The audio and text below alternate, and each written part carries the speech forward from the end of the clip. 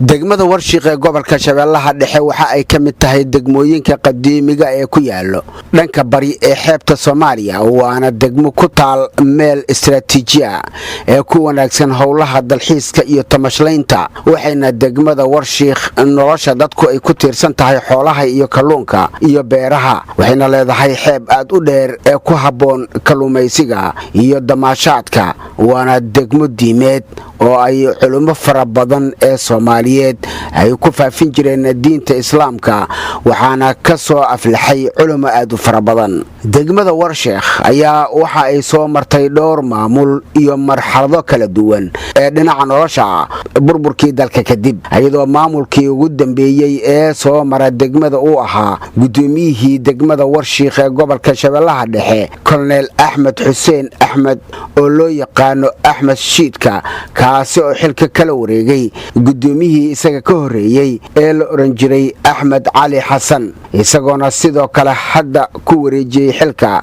gudoomiyaha cusub Axmed Maxamed Cumar markii uu la wareegay xilkaasi Colonel Axmed Xuseen Axmed Shiidka sanadkii 2015 ayaa waxa ay degmadu ahayd mid burbursan oo aan lahayn adeegyada aasaasiga ah bulshada sida suuq isbitaal iskoolaad iyo saldhig booliis iyo maxkamad iyo adeegyo kale oo muhiim u ahaa bulshada ku nool degmada Warshiiq markii uu xilka la wareegay Colonel Axmed Xuseen Axmed Shiidka waxa uu durba bilaabay kulamo gaar oo la yeelanayo konsolka degmada Warshiiq shacabka ku nool degmada odayaasha culimo u diinka iyo waxgarad kale ee ku nool degmadaasi Warshiiq ee gobolka Shabeellaha Dhexe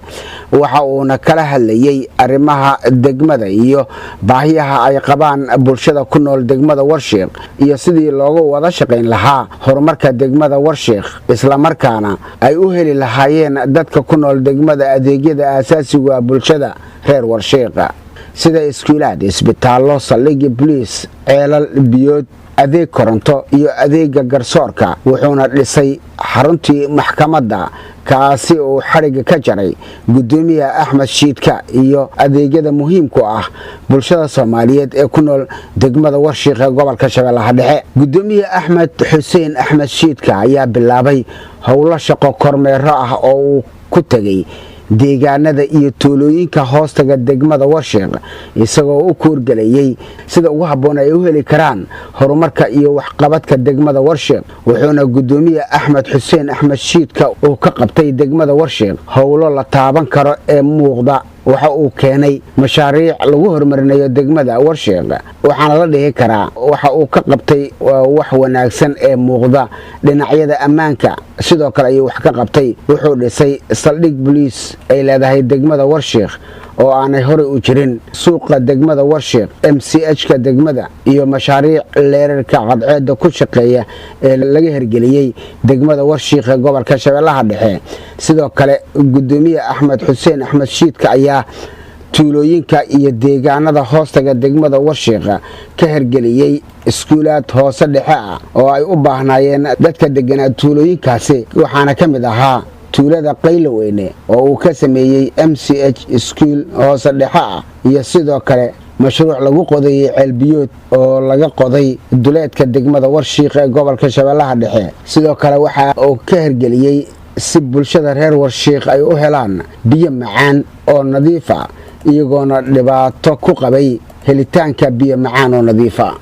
degmada Warshiiq ee gobolka Shabeellaha Dhexe ayaa waxa degmo loo aqoonsaday xilligii dawladii dhexe ee militariga ahayd uu hogaaminayay Allah u naxariiste Jaalle Maxamed Siyaad Barre waxyar kadib waxa burburay dawladii Soomaaliya degmada oo aan lahayn 6 shuruud oo degmo laga sameyn karo sida xaruntii degmada saldhigga booliiska isbitaal caafimaad suuq iyo iskuulaad waxbarasho maxkamadda garsoorka ayaa waxa Colonel gudoomiye Axmed Xuseen Axmed Shiidka markii uu la wareegay xilka gudoomiyenimada ka hirgeliyay dhammaan adeegyadii ay u baahnayd bulshada degmada reer Warshiiq oo ka kooban saldhigga booliiska isbitaal caafimaad suuq iskuulka hoose dhexe sare ee waxbarasho maxkamadda garsoorka Colonel gudoomiye Axmed Xuseen Axmed Shiidka ayaa tuulooyinka ka hirgeliyay wadooyin u furayay si ay u fududaato isu socodka dadka iyo gaadiidka gudoomiye hore degmada Warshiiq Colonel Axmed Xuseen Axmed Shiidka ayaa sidoo kale wax ka qabtay dhinacyada isdhexgalka bulshada ciyaaraha kubadda cagta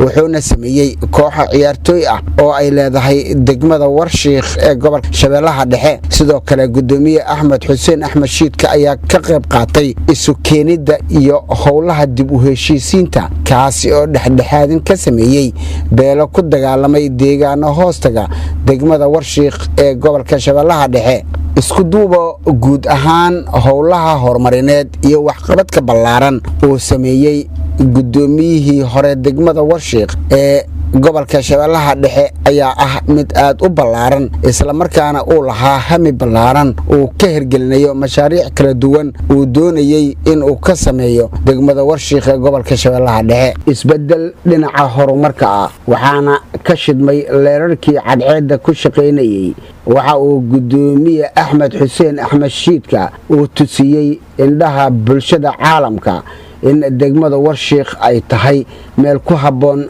dalxiiska iyo tamashlaynta kuna haboon kalluumaysatada gudoomiye Colonel Axmed Shiidka ayaa sidoo kale tuulooyinka hoos yimaada degmada oo ka kooban 50 tuulo ayuu ka hirgeliyay mashaariic isugu jirta ceelal oo uu ka fuliyay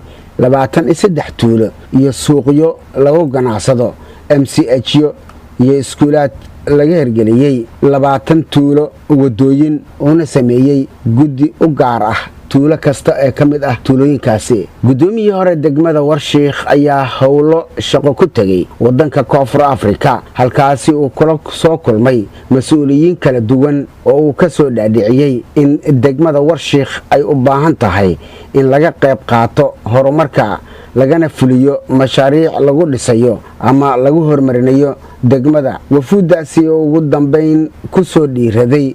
in ay yimaadaan degmada Warshiikh ayna booqdaan tuulooyinka ay ka kooban tahay degmada Warshiikh waxayna ballan qaadeen inay ka qayb qaadanayaan dhismaha wadada isku xirta Muqdisho iyo degmada Warshiikh ee gobolka Shabeellaha Dhexe waxa bilaabatay in ay soo booqdaan degmada Warshiikh wafuud heer caalami ah ee ka socday adduunka kuwaasi oo doonayay in ay ka hirgeliyaan degmada mashaariic kale ee lagu horumarinayo degmada Warshiikh ayaa waxa durba soo ifbaxday warqad dikreeta ah ee xilka looga qaadayo mudane Axmed Xuseen Axmed Shiidka oo lahaa hami aad u wanaagsan oo ku doonayay in uu gaarsiiyo degmada Warshiikh meel ka wanaagsan meesha ay hadda taagan tahay degmada waxaana la dhihi karaa gudoomiye Axmed Xuseen Axmed Shiidka wuxuu qabtay ma ahan wax daboolan ama la dabooli karo la qarin karo